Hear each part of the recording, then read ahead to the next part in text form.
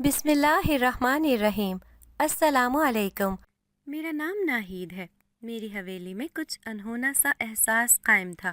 مجھے اپنے کمرے میں تحفظ کا احساس ہوتا اور باقی کے کمروں میں عجیب و غریب منظر دیکھنے کو ملتے۔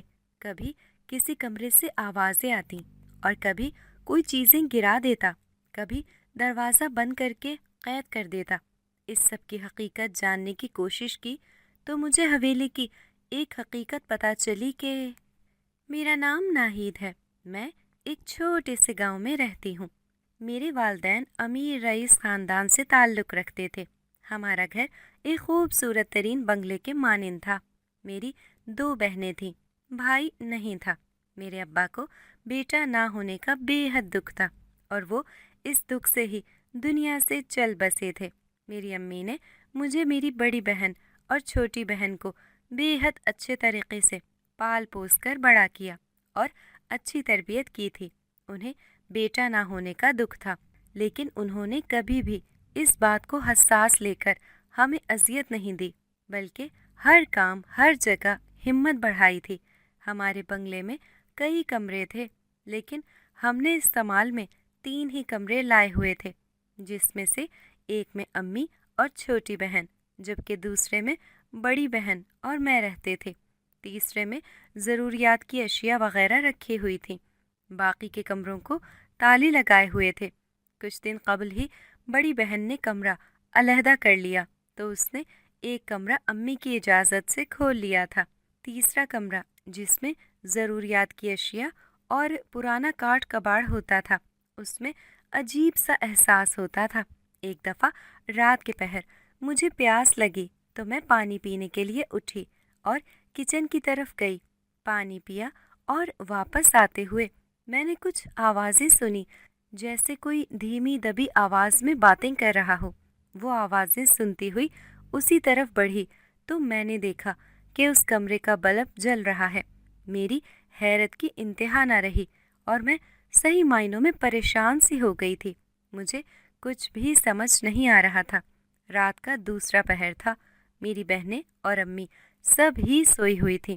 بڑی بہن بھی اپنے کمرے میں تھی اور میرا دل بھی خوف سے دھڑکے جا رہا تھا۔ جب آگے بڑھی تو ایک دم سے ہی بلب کی روشنی بند ہو گئی اور اندھیرا سا چھا گیا۔ یہ دیکھ کر میرے قدم آگے بڑھتے بڑھتے رک سے گئے تھے۔ اپنے اعصاب پر قابو پانے کی کوشش کی اور پھر ہمت کر کے میں تھوڑی خوف زدہ ہوتے ہوئے آگے بڑھنے لگی۔ اس کمرے کا دروازہ کھولا اور ڈگمگاتے قدموں سے پورا دروازہ کھول کر اندر داخل ہو گئی۔ جب اندر جا کر چاروں اور نظریں دوڑائیں تو دیکھا کہ اندر کوئی بھی نہیں تھا۔ میں انہی قدموں سے واپس لوٹ کر اپنے کمرے کی طرف گئی اور واپس جا کر اپنے بستر پر سو گئی۔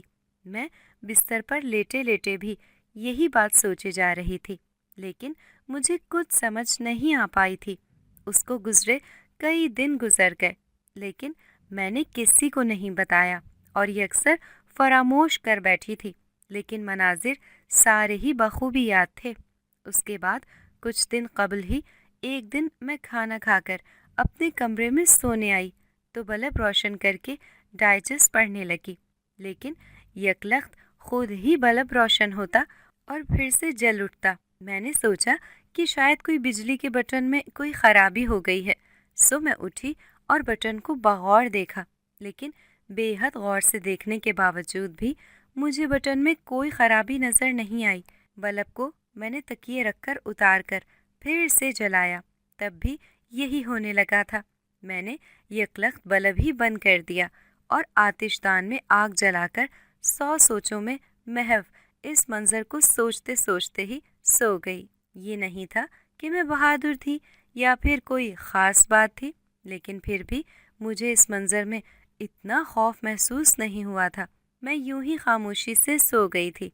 امی، میری دوست کی شادی ہے، مجھے وہاں جانا ہے، کوئی اچھے سے کپڑے ہی بنوا دے۔ ایک دن دوپہر کا وقت تھا جب باجی امی کے پاس چلی آئیں اور انہوں نے امی سے کہا۔ امی اس پل سبزی کاٹ رہی تھی تاکہ شام کے کھانا بر وقت بنا سکیں۔ حویلی میں کوئی بھی گیس کا انتظام نہ تھا، اس لیے شام سے قبل ہی رات کا کھانا بن جاتا تھا۔ لکڑیاں جلانا اور پھر آگ کو قائم رکھنا مشکل امر ہوتا تھا۔ میں صحن کے ایک کونے میں پودوں کی صاف ستھرائی میں لگی ہوئی تھی، جبکہ چھوٹی بہن مدرسے گئی ہوئی تھی۔ پرانے کپڑے بھی اصل حالت میں موجود ہیں، تو نئے بنوانے کی کیا ضرورت ہے؟ وہی پہن لو، پیسوں کا ضیاع ہے جو تم کرنا چاہتی ہو۔ امی نے پالک سے گندی ٹہنیاں اتار کر پرے رکھتے ہوئے مصروف انداز میں تڑک کر بہن کو جواب دیا۔ میں دور ہوتے ہوئے بھی باجی کے چہرے پر چھائی غصے سے ابھرتی نسیں بخوبی دیکھ چکی تھی۔ امی، دوست کی شادی ہے، کم از کم ایک جوڑا تو نیا لے دیں، کیا ہو جائے گا؟ باجی نے منہ بناتے ہوئے امی سے کہا، جبکہ میں جانتی تھی امی نے ماننا ہی نہیں تھا۔ باجی بے وجہ ہی وقت ضائع کر رہی تھی۔ کیا ہونا ہے، پیسے لگتے ہیں، اور یہ پیڑوں پر تو نہیں اگتے ہیں کہ جب چاہو اتار کر دے دوں۔ امی نے باجی کو اپنی ترش نظروں سے دیکھ کر صفا چٹ انکار کیا، اور باجی پھر بھی وہیں کھڑی مزید باتیں سننے کو تیار تھی۔ آپ سے فرمائش نہیں کرنا ہی بہتر ہوتا ہے۔ باجی امی کو کام میں مصروف پا کر بالآخر اپنے پیر پٹک کر وہاں سے صحن کے دوسرے دہنے پر آ گئیں۔ میرے پودے بھی صاف ہو چکے تھے۔ میں سیدھا باجی کے پاس چلی آئی۔ باجی، مجھے آپ کی کتابیں چاہیے تھیں، پڑھ کر واپس کر دوں گی، آپ کے کمرے سے اٹھا لوں؟ میں نے ہاتھ پیر دھوئے اور پھر باجی کے پاس آ کر سکون سے ان سے اجازت لی، لیکن باجی اپنی چیزیں کم ہی دیا کرتی تھی۔ ان سے اجازت لے کر ہی انسان مانگ سکتا تھا، خواہ بہن ہی کیوں نہ ہو۔ کوئی ضرورت نہیں ہے میری چیزوں کو ہاتھ لگانے کی، جاؤ جا کر اپنا کام کرو، دماغ خراب کیا ہوا ہے۔ باجی امی کی اچھی خاصی باتیں سننے کے بعد کافی بفری ہوئی تھی۔ اس کا غصہ وہ مجھ پر نکالنے کی کوشش میں تھی۔ میرا چپ چاپ وہاں سے بھاگ جانا ہی اس پل مجھے بہتر لگ رہا تھا، لیکن جاتے جاتے باجی کا ستا ہوا چہرہ دیکھ کر پھر سے رک گئی، تاکہ ان کا مسئلہ تو میں حل کر سکوں۔ کیا ہوا ہے؟ کپڑے چاہیے؟ تم میرے لے لیں، کوئی بھی جو آپ کو پسند ہو، بلکہ نیلا سوٹ نیا ہے، اس پر کام بھی شادیوں والا کیا ہوا ہے، آپ پر اچھا لگے گا۔ میں نے باجی کے کندھے پر ہاتھ دھرتے ہوئے اپنائیت سے استفسار کیا، جبکہ سر اٹھا کر وہ مجھے کھا جانے والی نظروں سے گھورنے لگی تھی۔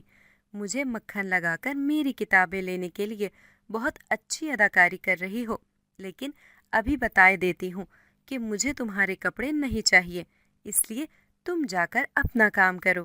باجی کو شاید لگا کہ میں ان کا مذاق اڑا رہی ہوں، سو وہ منہ بنائے ہی بیٹھی رہیں۔ میں نے زیادہ بحث کرنا ملتوی کر دیا اور انہیں ان کے حال پر چھوڑ دیا، مناسب سمجھتے ہوئے وہاں سے جانے میں ہی عافیت سمجھی تھی۔ نیکی کا تو زمانہ ہی نہیں ہے بھائی۔ میں سر جھٹک کر وہاں سے چلی گئی، جبکہ میری بہن کمرے میں جا کر اپنا ضروری سامان تیار کرنے لگی۔ میں سمجھ گئی کہ وہ شادی میں جانے والی ہے، سو اس کے جانے کا انتظار کرنے لگی، تاکہ کتابیں میں چرا کر ہی پڑھ پاؤں گی۔ میری بہن اپنی دوست کی شادی میں اس کے گھر چلی گئی، اور میں اس کے کمرے سے شام کے پہر اس کی کتابیں اٹھانے چلی آئی۔ چونکہ مجھے ہر قسم کی کہانیاں اور کتابیں پڑھنے کا شوق تھا، تو میں اپنے شوق میں سب کی کتابیں اٹھا لیتی تھی۔ اس دن بھی میں بہن کی کتابیں لینے اس کے کمرے میں گئی۔ ابھی میں کمرے کے باہر ہی کھڑی تھی کہ مجھے اس کے کمرے سے آوازیں آنے لگیں، جیسے کوئی سرگوشی میں باتیں کر رہا ہو۔ اس کے ساتھ ہی کمرے سے چیزیں گرنے کی آوازیں آئیں۔ میں متجسس ہو گئی اور ساتھ ہی خوف سا محسوس ہوا۔ میری بہن بھی گھر نہیں تھی، تو اس کے کمرے میں کون ہو سکتا تھا؟ میں نے کمرے کا دروازہ کھولا اور اندر جھانک کر دیکھا تو میری حیرت کی انتہا نہ رہی تھی۔ میری بہن کے کمرے کا برا حشر ہوا پڑا تھا، چیزیں چاروں جانب بکھری پڑی تھی۔ اس کی کتابیں اور کمبل، تکیا اور بستر بھی بکھرا ہوا تھا۔ میں اس پہیلی کو سمجھ ہی نہیں پا رہی تھی۔ دن بدن ایسے ایسے واقعات رونما ہو رہے تھے جو مجھے ذہنی طور پر اپنے شکنجے میں لیے ہوئے تھے، جن کا پتہ کرنا اور اس کی تہہ تک پہنچنا میرے بس میں نہیں تھا، اور نہ ہی مجھے اس قسم کے واقعات سے نمٹنے کا کوئی لاہ عمل پتہ تھا۔ میں تیزی سے آگے بڑھی اور بہن کی کتابیں سمیٹ کر ایک جگہ رکھیں۔ اس کے بعد کمبل، تکیہ اور بستر بھی درست کیا۔ کمرے کو اپنی اصل حالت میں لا کر پھر میں نے اپنی مطلوبہ کتابیں اٹھائیں جو میں بہن کے کمرے سے لینے آئی تھی۔ وہ لے کر کمرے سے باہر نکل آئی، جبکہ دل ابھی ابھی اندر کے حالات کی وجہ جاننے پر مائل تھا، نہ کہ اپنی من پسند مطلوبہ کتابیں پڑھنے پر۔ وہ کوئی اندھیر نگری تھی جس میں 400 آگ ہی آگ تھی، اور اس آگ کے شعلے ہوا میں یوں معلق تھے کہ آگ کے پار دیکھا نہیں جا سکتا تھا۔ میں بھی سامنے کھڑی سوچوں میں گم اس آگ کو پار کرنے کی کوشش کرنے لگی، لیکن کوئی بھی راہ، کوئی بھی تقریب سجھائی نہیں دے رہی تھی۔ کافی دیر تلک میں ان شعلوں کو دیکھتی رہی، یوں جیسے کچھ راستہ دکھائی دے گا، لیکن آگ کے شعلے بڑھتے ہی چلے جا رہے تھے۔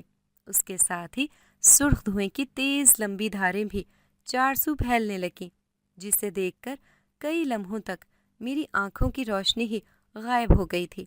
میرے ہاتھ پیر کانپ رہے تھے۔ میں نے دیکھا کہ ایک جانب سے کوئی ڈھکے چہرے سے ایک نفس آیا اور اس نے میرا بازو پکڑ لیا، اور دیکھتے ہی دیکھتے دوسری جانب سے بھی ہو بہو دوسرا نفس آیا اور اس نے دوسرا بازو تھام لیا۔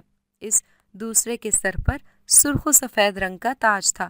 دونوں ہی مجھے اپنی اپنی جانب کھینچ رہے تھے اور میں تکلیف کی شدت سے کراہ رہی تھی۔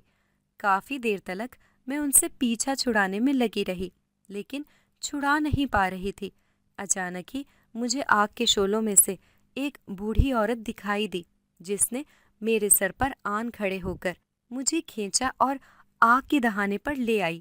آگ کے شعلوں کے درمیان میرا وجود گھوم رہا تھا۔ وہ شعلے مجھے اپنی لپیٹ میں لینا چاہتے تھے، اور تیز طوفانی ہوا کے باعث شعلے بھڑک رہے تھے، اور میں آگ کے اس قدر قریب تھی کہ مجھے اس کی تپش جھلسا رہی تھی۔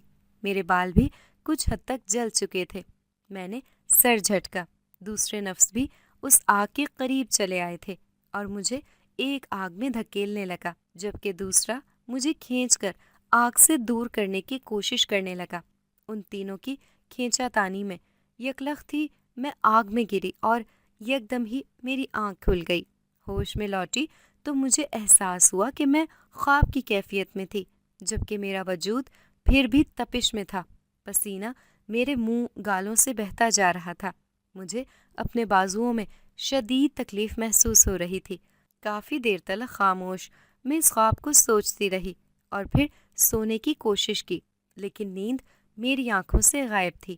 بے حد کوشش کے باوجود آنکھوں سے نیند کوسوں دور ہی رہی، اور ساری رات میں نے جاگ کر بتا دی تھی۔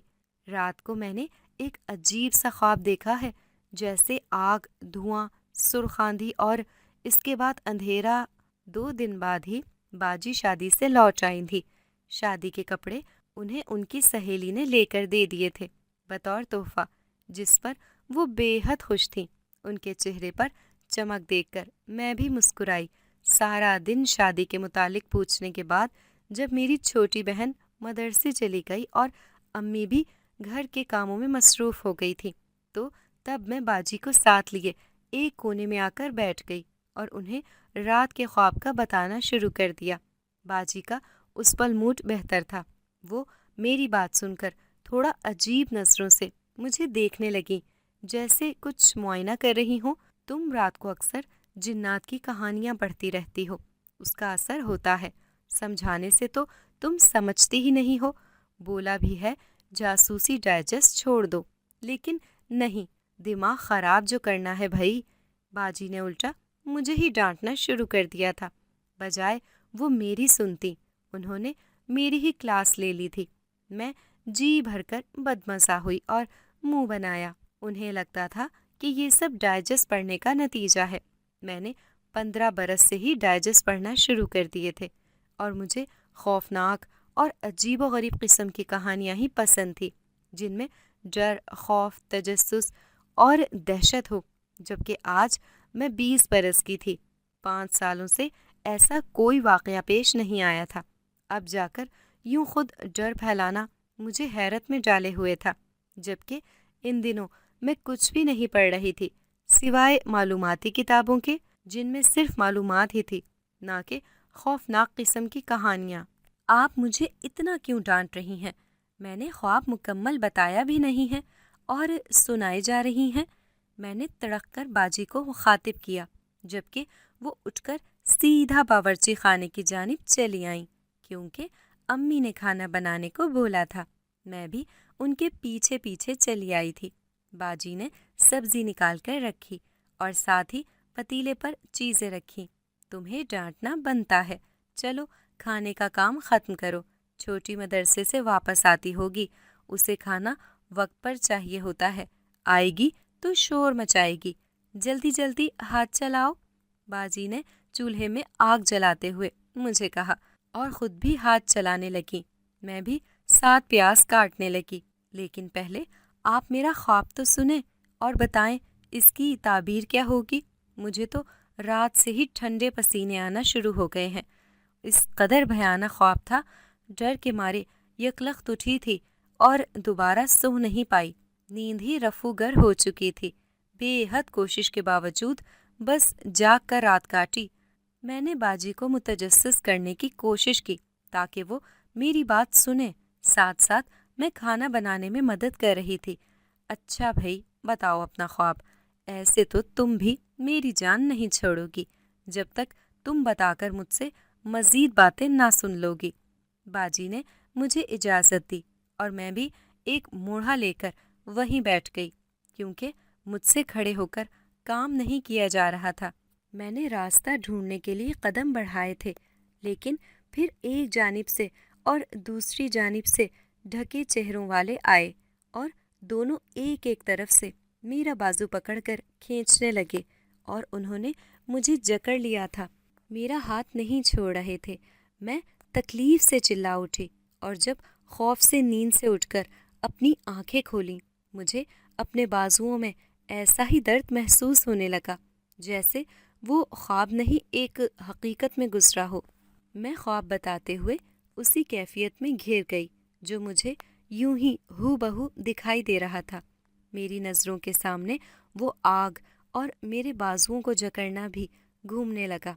اس کیفیت میں میرا دل یوں ڈوبنے لگا جیسے کوئی دل کسی نے اپنی مٹھی میں دبوچ لیا ہو۔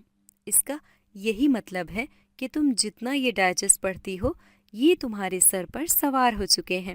تمہارے لیے یہی بہتر ہے تھوڑا اپنے دماغ کو پرسکون کرو اور پھر سکون سے جی سکو، ورنہ ایسے خواب آتے رہیں گے۔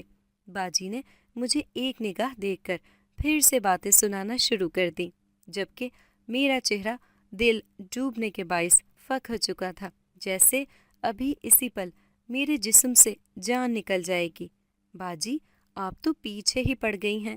اب اتنا بھی پڑھنا زیادہ نہیں ہوا کہ میں پاگلوں والی حرکتیں کرنا شروع کر دوں یا کچھ پاگل پن کروں گی۔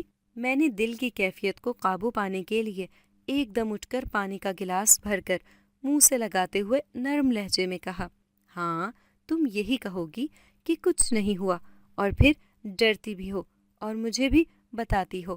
تیز تیز کام کرو، میں آتی ہوں۔ کپڑے سکھانے کو تار پر ڈالے تھے، سوکھ چکے ہوں گے، اب دھوپ سے رنگ اڑ جائے گا، اتار کر آتی ہوں۔ باجی نے باہر ہوا تیز ہوتی دیکھ کر مجھے چولہے پر رکھے پتیلے کی جانب متوجہ کیا اور خود وہ وہاں سے باہر چلی گئیں اور میں کئی دیر تلک چولہے کے قریب کھڑے اپنے دل کی گھبراہٹ کے ختم ہونے کا انتظار کرتی رہی۔ میں گاؤں میں ایک میلاد پر گئی ہوئی تھی۔ شام گئے میری واپسی ہوئی تو میری امی گھر کی صفائی کر رہی تھیں۔ وہ صبح سے ہی کہہ رہی تھیں کہ انہیں صفائی کا کام شروع کرنا ہے۔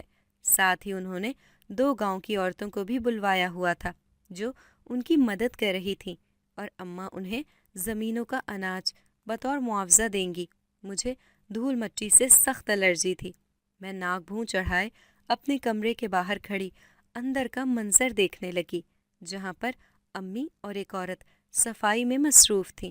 امی، میرے کمرے میں اس قدر گند کیوں مچا ہوا ہے؟ آپ صفائی کر رہی ہیں یا پھر گند کرا رہی ہیں؟ میں نے امی کو تکیے زمین پر پھینکتے دیکھ کر چلا کر کہا، جبکہ منہ پر دوپٹہ بھی میں نے رکھا ہوا تھا کہ دھول مٹی سے چہرہ نہ داغدار ہو۔ پردے بدلوا رہی ہوں اور یہ گند مٹی ہے، حویلی کی پچھلی جانب سے ساری ہوا کے باعث مٹی گرد و آلود ہے، دھلوا رہی ہوں، سب صاف کر کے بلا لوں گی، تب تک تم کسی اور کے کمرے میں آرام کر لو، تھک گئی ہوگی، کھانا بنایا ہوا ہے، کھا لینا، میں یہاں مصروف ہوں۔ امی نے مصروف انداز میں مجھے جواب دیا اور ساتھ ہی کھانے کی تاکید کی۔ باجی صحن میں پچھلی جانب مشین لگائے کپڑے دھو رہی تھیں، میں جمائی لیتے ہوئے سر ہلانے لگی، حالانکہ اپنے کمرے کی بکھری حالت دیکھ کر تو مجھے خود بھی ابکائی آ رہی تھی۔ اچھا ٹھیک ہے، آپ کام کریں، میں سر ہلائے وہاں سے چلی آئی۔ باورچی خانے میں آ کر چادر اتار کر سکون سے کھانا کھانے لگی۔ جب کھانا ختم ہو چکا تو سوچا کہ کچھ دیر باجی کے کمرے میں تھوڑا آرام کر لیتی ہوں۔ میلاد میں بھی بیٹھ بیٹھ کر میری کمر میں درد جاگ چکا تھا۔ میں باجی کے کمرے میں آ کر بستر پر ٹانگیں پسار کر لیٹ گئی۔ ابھی کچھ دیر ہی ہوئی تھی کہ مجھے باجی کے کمرے میں چیزوں کے گرنے کی آواز آئی۔ میں نے یکلخت آنکھیں کھولیں تو باجی کی کتابیں اور کچھ چیزیں زمین پر تھیں جو تھوڑی دیر پہلے درست سمت میں رکھی گئی تھیں۔ یکلخت ہی آئینے میں ایک سفید چمک ابھری جس نے میری آنکھیں چندیا دیں۔ میں گھبرا کر بستر سے اٹھ کھڑی ہوئی اور الٹے قدم ننگے پیر دروازے کی جانب بھاگی۔ کئی لمحے تو مجھ سے دروازہ ہی نہیں کھل رہا تھا، جیسے کوئی باہر سے دروازہ سختی سے تھامے ہوئے ہو۔ بالآخر کافی کوششوں کے بعد میں نے دروازہ کھول ہی لیا۔ میں بھاگتی ہوئی صحن میں آئی اور ایک کونے میں جا کر گھٹنوں میں سر دیے بیٹھ گئی۔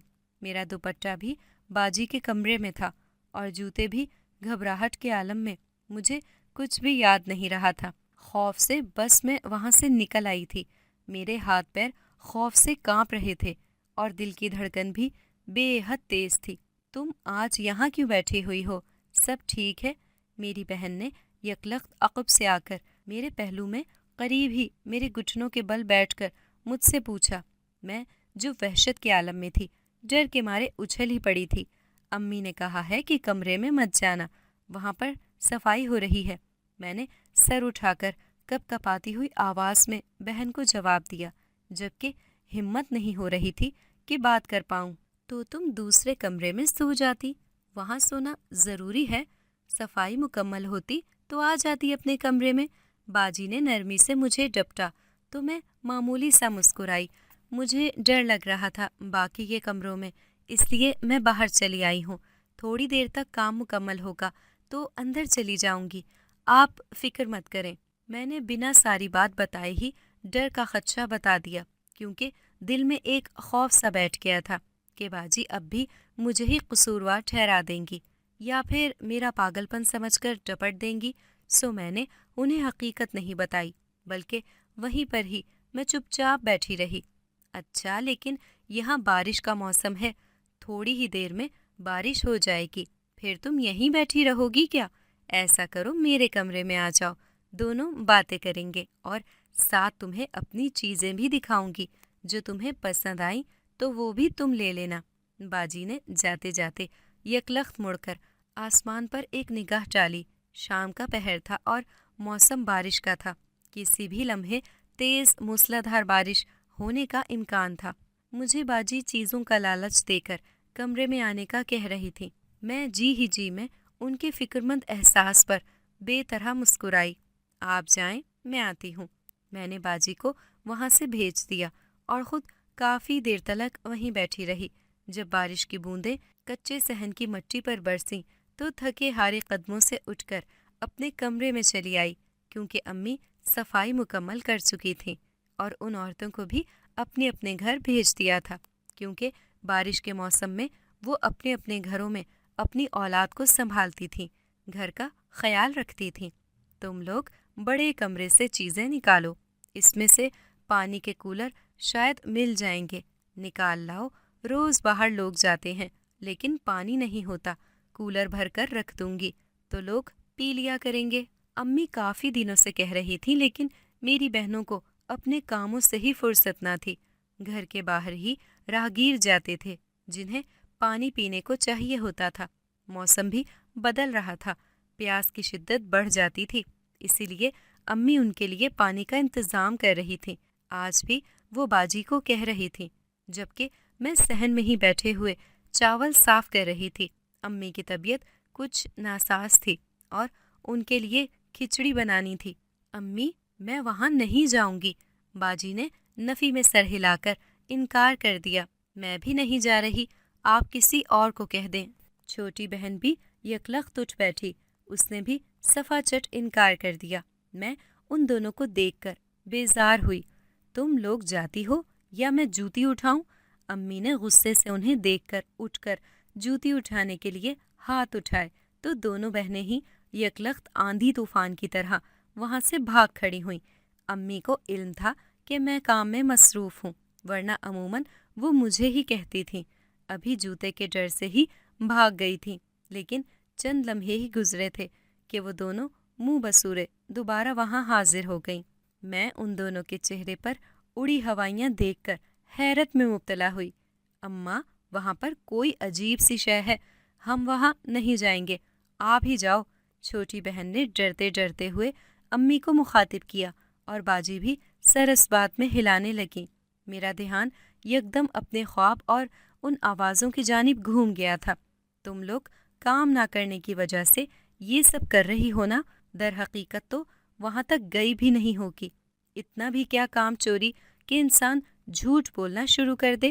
امی دونوں کو بے یقینی سے دیکھتے ہوئے ڈپٹنے لگیں اور ساتھ ہی کھری کھری سنانی شروع کر دی۔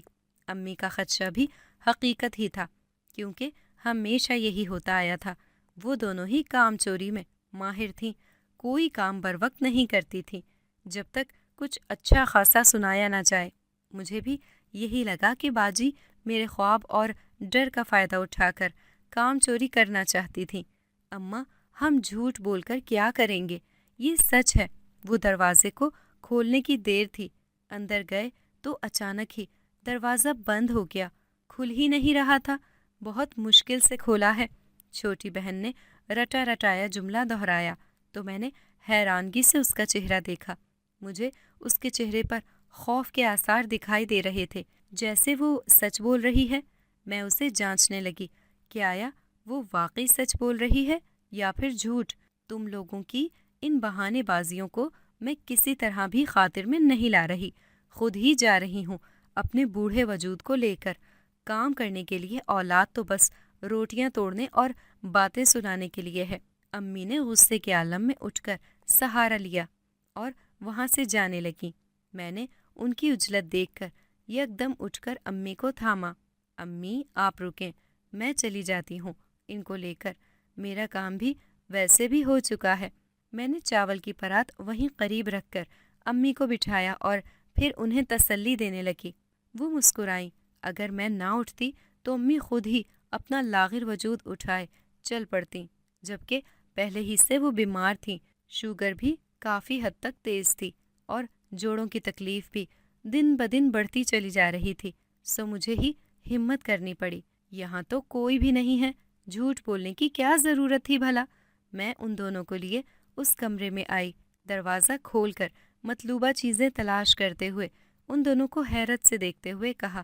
ابھی میں کہہ کر پلٹی ہی تھی کہ دروازہ دھڑام سے خود بخود ہی بند ہو گیا اور بلب بھی جل اٹھا۔ میں گھبرا گئی اور پلٹی تو میری بہنیں بھی خوف زدہ سی ایک کونے میں کھڑی تھر تھر کانپ رہی تھیں۔ لو، پتہ چل گیا کہ یہ جھوٹ ہے یا سچ، باجی نے مجھے دیکھ کر طنزیہ ہنسی ہنس کر کہا اور میں نفی میں افسوس سے سر ہلانے لگی۔ باجی، مجھے ڈر لگ رہا ہے، میں گر جاؤں گی۔ چھوٹی جو سامنے ہی کھڑی تھی وہ بھی ڈرتے ڈرتے ہوئے بولی۔ کمرے میں چیزیں ادھر ادھر بکھری پڑی تھیں اور ساتھ ہی وہاں عجیب و غریب قسم کی آوازیں آنا شروع ہو گئیں۔ میں خود بھی دل ہی دل میں ڈرنے لگی، لیکن ظاہری طور پر وہاں قدم جمائے مضبوط کھڑی تھی، حالانکہ میری بہنیں بے حد خوف زدہ تھیں۔ میں نے دھیرے دھیرے قدم اٹھائے اور دروازے کے پاس جا کر کھڑی ہوئی۔ دروازہ کھولنے کے لیے ہاتھ گھمایا، لیکن وہ نہیں کھلا، جیسے باہر سے کسی نے سختی سے تھاما ہوا ہو۔ جب ہی کھل نہیں پا رہا تھا، چپ کریں، کیا تماشا بنایا ہوا ہے؟ رکیں، شاید دروازہ ڈھیلا ہو چکا ہے۔ جب ہی ایسا ہو گیا ہے ابھی ٹھیک کر دیتی ہوں، تم مت ڈرو۔ چپ کر کے کھڑی رہو۔ میری بہنوں نے رونا شروع کر دیا تو میں نے پلٹ کر ان دونوں کو ڈپٹا، پھر دروازے کی جانب مڑ کر اسے کھولنے کے لیے کوئی ترکیب سوچنے لگی۔ اس حالت میں بھی یہ مطمئن کھڑی ہمیں تسلیاں دے رہی ہے۔ دروازے کا شور سنائی دے رہا ہے۔ تمہیں کیا لگتا ہے یہ ڈھیلا ہو چکا ہے؟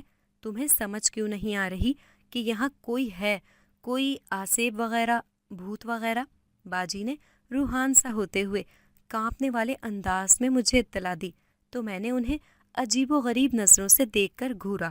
وہ ڈر میں مبتلا تھیں، الٹی سیدھی باتیں کر رہی تھیں جنہیں جان کر انسان مزید خوف زدہ ہی ہو سکتا تھا۔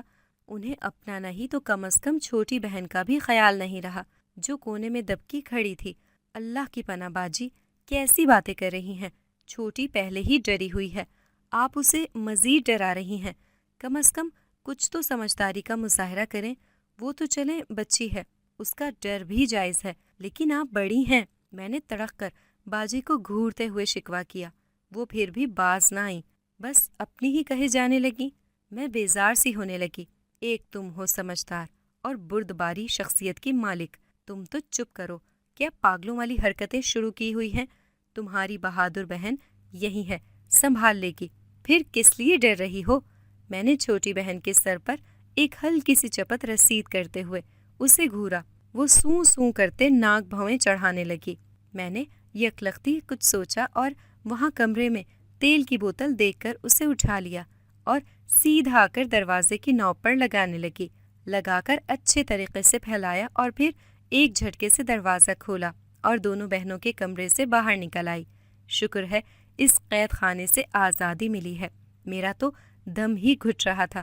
امی کی وجہ سے آج اس اندھیرے میں بند ہونا پڑا ہے، خود تو سوئی ہوں گی، ہمیں پھنسا دیا تھا بس۔ باجی وہاں سے نکل کر کھلی فضا میں سانس لیتے ہوئے بولی، جبکہ چھوٹی وہاں سے سیدھا بھاگ کھڑی ہوئی تھی۔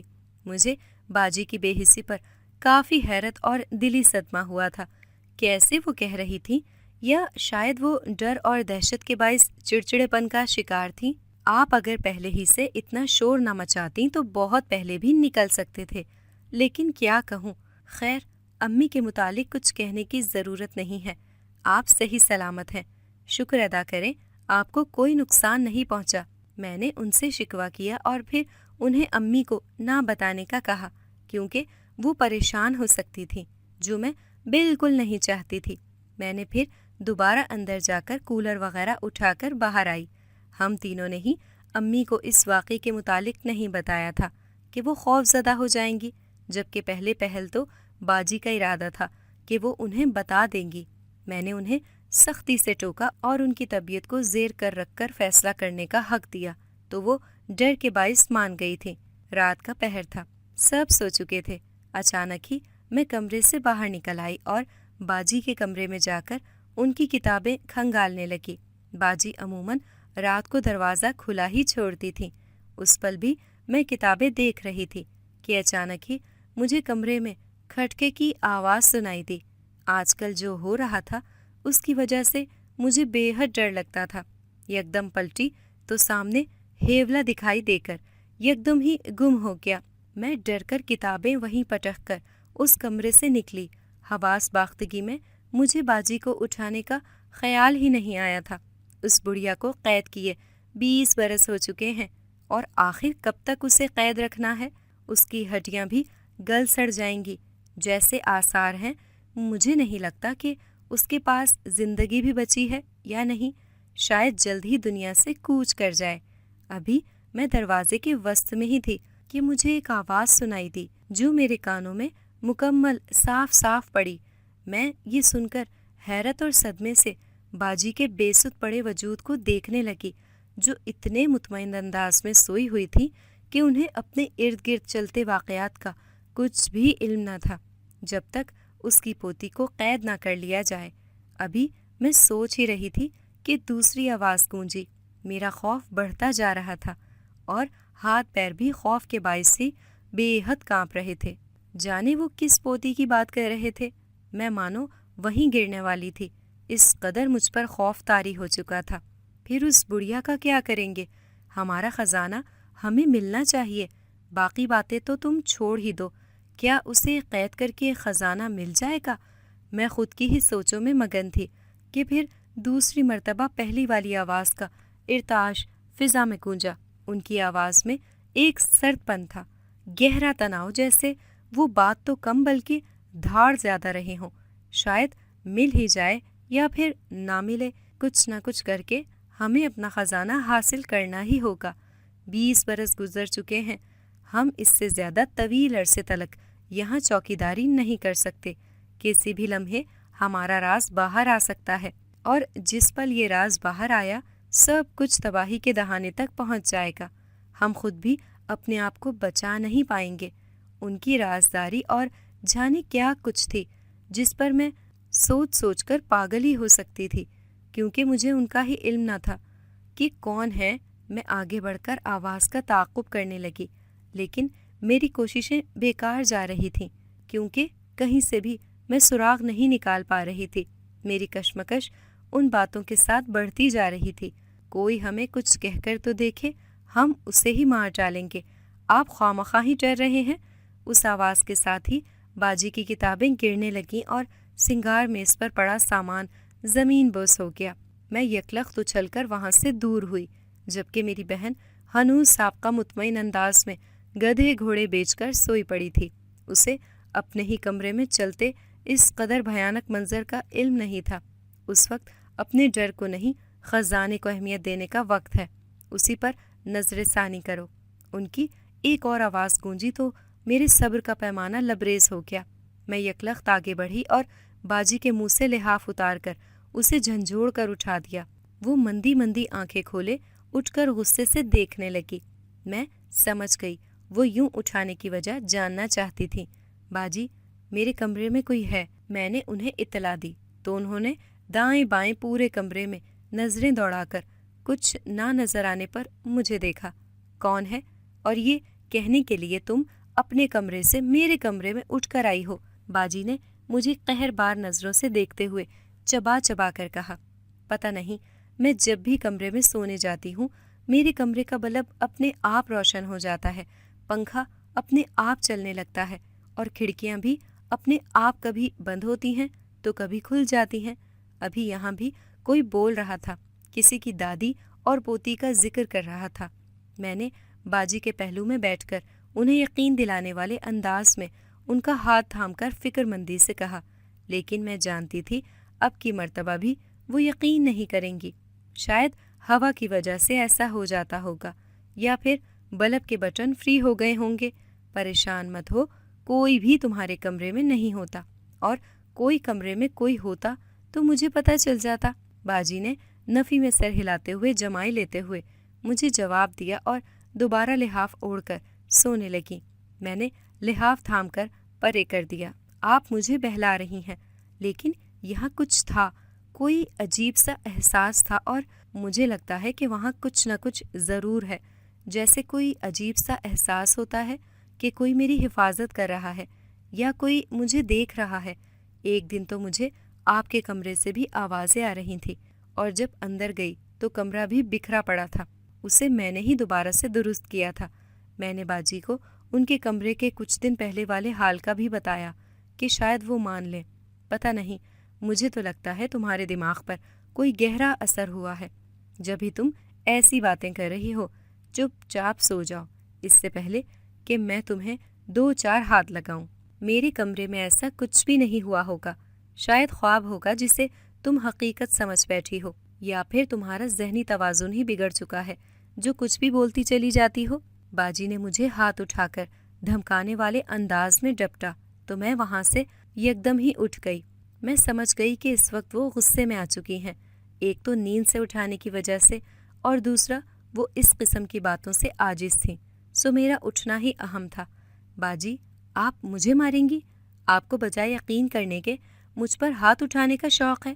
کیسی بہن ہیں آپ؟ بھلا یوں بھی کوئی کہتا ہے؟ میں نے شکوہ کناں نظروں سے باجی کو دیکھتے ہوئے کہا۔ وہ میرے اس انداز پر سر جھکا کر تھوڑا دھیرے سے ہنسی۔ تو اور کیا کروں، جب تمہارا دماغ ہی اس قدر خراب ہو رہا ہے کہ بہکی بہکی باتیں کر رہی ہو۔ باجی نے ہنسی روک کر پھر یکلخت کہا، چہرے پر وہ دوبارہ سے غصے کا اظہار طاری کر چکی تھیں۔ اب آپ کو میری باتیں تو بہکی بہکی ہی لگیں گی نا؟ خیر، میں جا رہی ہوں اب اپنے کمرے میں سونے کے لیے۔ آپ کے کمرے میں سونے کا مجھے کوئی شوق نہیں، اتنا سنا چکی ہیں۔ مجھے تو اب خود بھی یوں لگ رہا ہے کہ جیسے میں پاگل ہو چکی ہوں یا میرا دماغ ہی نہیں رہا ہو۔ میں ان کی باتیں سن سن کر اس قدر غصے میں آ گئی کہ دونوں ہاتھ اپنے ڈر پر جمائے میں نے انہیں جواب دیا اور وہاں سے جانے لگی۔ سنو، کل تلک تو تمہیں اپنے کمرے میں تحفظ کا احساس ہوا کرتا تھا، آج یوں اچانک کیا ہو گیا ہے جو یہ سب کہہ رہی ہو؟ اچانک ہی باجی کی آواز گونجی اور میں بھی ان کی جانب پھر پلٹی۔ میں خود جانتی ہوتی تو آپ کو آ کر بتاتی کیا؟ عجیب ہی ہیں آپ، اس دن بھی کمرے میں بند ہوئی تب تو آپ کو کچھ بھی دھیان نہیں تھا اور آج آپ مجھے ہی سمجھا رہی ہیں۔ میں نے باجی کو کیناتوز نگاہوں سے دیکھ کر سوال کیا تو وہ کندھے اچکا کر لا علمی کا اظہار کرنے لگیں۔ اس دن تو دروازہ جام تھا اور ہم غلط سمجھ بیٹھے، ایسا ویسا کچھ بھی نہیں ہوتا، تم جا کر سو جاؤ، مجھے بھی گہری نیند سے جگا دیا ہے۔ باجی نے دروازہ جام ہونے کی وجہ بتا دی تو میں بھی خاموشی سے وہاں سے نکل آئی، جبکہ دل و دماغ میں وہ آوازیں ہو بہو ویسے ہی دہرائی جا رہی تھیں۔ ساری رات اس وجہ سے مجھے نیند تک نہ آئی تھی، کروٹیں بدل بدل کر میں نے رات بتا دی تھی۔ 2 دن بعد ہی میں حویلی کی پچھلی جانب گھومنے چلی آئی۔ چہل قدمی کرتے ہوئے میں کافی دور آ گئی تھی۔ چونکہ حویلی کافی بڑی تھی تو یہاں کے راستے بھی بھول بھلیاں کے مانند تھے۔ میں اچانک ہی ایک دیوار سے ٹکرائی اور وہ دیوار سرکتے ہوئے کھل سی گئی۔ سامنے کا منظر دیکھ کر میرے رونگٹے ہی کھڑے ہو گئے تھے۔ وہاں ایک سیاہ لباس میں کوئی تھا۔ آگے بڑھی تو اس کا ڈھکا چہرہ اٹھایا، وہ کوئی ضعیف عورت تھی۔ آپ کون ہیں؟ میں نے سر ہلا کر اس عورت کو ہوش میں لاتے ہوئے سوال کیا۔ اس کی حالت کافی خراب تھی، وہ مجھے بس حیرت سے دیکھتی جا رہی تھی۔ آپ وہی ہیں نا جس کو یہاں 20 سالوں سے قید کیا ہوا ہے؟ آپ کو کسی خزانے کے لیے قید کیا گیا ہے نا؟ جانے کیسے میرے دماغ نے کام کرنا شروع کیا اور میں نے کچھ سوچ کر یہ سوال کر ڈالا۔ میرے کہنے کی دیر تھی، اس نے ہاں میں سر ہلا کر میرا شک یقین میں بدل ڈالا۔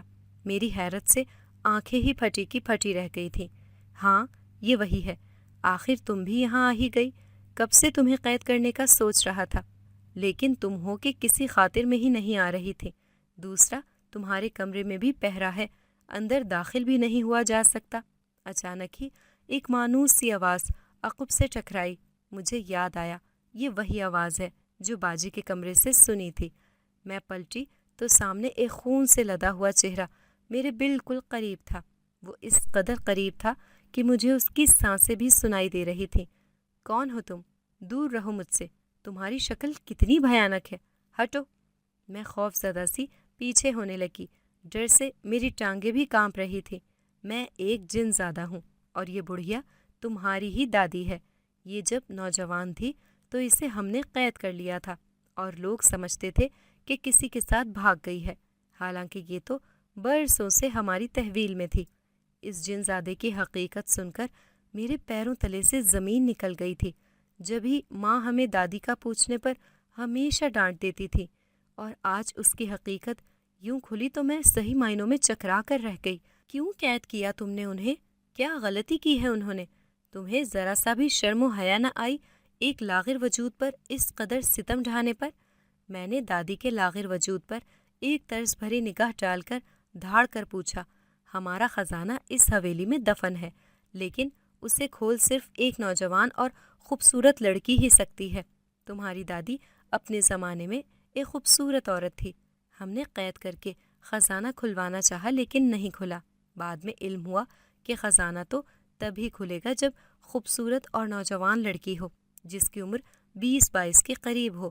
اب تم ہی ہمیں اس خزانے کے دروازے پر لے کر جاؤ گی، تبھی آزادی تمہیں مل سکتی ہے۔ اس جنزادے نے پہلے تو مجھے حقیقت سے آشکار کیا اور پھر میرے قریب آ کر مجھے تھام کر وہاں سے گھسیٹ کر لے جانے لگا۔ میں اپنا آپ زبردستی بچانے کی کوشش کرنے لگی مگر وہ بے حد طاقتور تھا۔ چھوڑو مجھے، میں کسی خزانے کو نہیں جانتی، میں نے چھڑانے کے ساتھ چلا کر کہا۔ تم میرے ہوتے ہوئے اس کے ساتھ زبردستی نہیں کر سکتے، اور مت بھولو وہ خزانہ میری وراثت میں ہے، نہ کہ تمہاری۔ بہتر ہوگا کہ تم یہاں سے چلے جاؤ۔ اچانک ہی وہاں ایک اور جنزادہ آ گیا۔ اس کے چہرے پر سرخ محراب تھا۔ اس کا چہرہ حسین تھا، جبکہ دوسرے جنزادے کے چہرے پر کراہیت تھی۔ میں یہ خزانہ حاصل کیے بنا تو یہاں سے ہرگز نہیں جاؤں گا۔ تم جو چاہو کر لو۔ اس نے نفی میں سر ہلایا تو جنزادے نے اس بھیانک چہرے کو اس قدر سختی سے تھاما کہ اس کے چہرے سے دھواں اٹھنے لگا۔ وہ چیخیں مارنے لگا، حتیٰ کہ اس کی سانسیں دھیرے دھیرے ختم ہونے لگیں اور وہ ایک آگ کا شعلہ بن کر فضا میں معلق ہو گیا۔ یہ خزانہ میری وراثت کا ہے۔ یہ بد جنزادہ ہتھیانے کے در پہ ہے۔ کئی سالوں سے کوششوں میں لگا تھا۔ اس کی کنجی تم تھی۔ جبھی میں تمہارے کمرے میں رہ کر تمہاری حفاظت کرتا تھا۔ دوسرے کمروں پر اس کا قبضہ تھا۔ میں وہاں نہیں جا سکتا تھا، لیکن آج یہ تمہیں دبوچ چکا تھا۔ اب اگر تم چاہو تو میرا خزانہ مجھے حاصل کروا سکتی ہو۔ میں تمہیں باحفاظت تمہاری جگہ تک پہنچا دوں گا۔ یہ وعدہ ہے تم سے۔ جنزادے نے مجھ سے گزارش کی تو میں نے بھی یکلخت سر ہاں میں ہلا دیا۔ وہ مجھے حویلی کے تہہ خانے میں لے گیا، جہاں پر ایک پرانے طرز کا تالا تھا، جسے میرے ہاتھ لگنے کی ہی دیر تھی وہ ایک دم سے کھل گیا۔ اندرونی منظر سونے اور دیگر خزانے سے لدا ہوا تھا۔ وہ جنزادہ مسکرایا اور مجھے شکریہ کہنے لگا۔ میں نے سر اثبات میں ہلا دیا۔ اس واقعے کے بعد دادی کی جان بھی بچ گئی اور میں بھی صحیح سلامت رہ گئی، اور وہ خزانہ ہم نے نیک جنزادے کو سونپ دیا، کیونکہ وہ اسی کی امانت تھی، اور امانت میں خیانت تو ہم نہیں کر سکتے تھے۔ جبکہ جنزادے نے اپنی طرف سے ہمیں کئی زیور بطور تحفہ دیے تھے۔ امی کو بھی میری بہادری پر فخر ہوا، اور ساتھ ڈر بھی گئی تھی کہ میں اس قدر برے واقعے میں پھنس جاتی تو کیا ہوتا۔ میں نے انہیں تسلی دی کہ اب تو سب ٹھیک ہو چکا ہے۔ تب جا کر وہ پرسکون ہوئی تھیں۔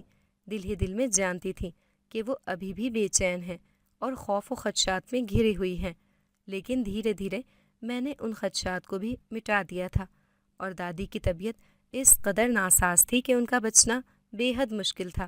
دادی کی دیکھ بھال میں ہم نے پوری کوشش کی اور بالآخر انہیں زندگی کی جانب لے آئے۔ پہلے پہل لوگوں کو دادی کا غائب ہونا اور پھر یوں اچانک آ ملنا عجیب لگا۔ وہ کئی سوالات کرتے رہے۔ پھر ہم نے انہیں مطمئن کرنے کو جھوٹ بول دیا کہ دادی اپنی بہن کے گھر ہی تھیں۔ دادی کا دماغی توازن خراب تھا۔ اب جب وہ ٹھیک ہو گئی ہیں تو ہم انہیں اپنے گھر میں لے آئے ہیں۔ لوگوں کو یقین تو نہیں آیا، لیکن پھر اپنے آپ ہی حالات معمول پر آ گئے تھے۔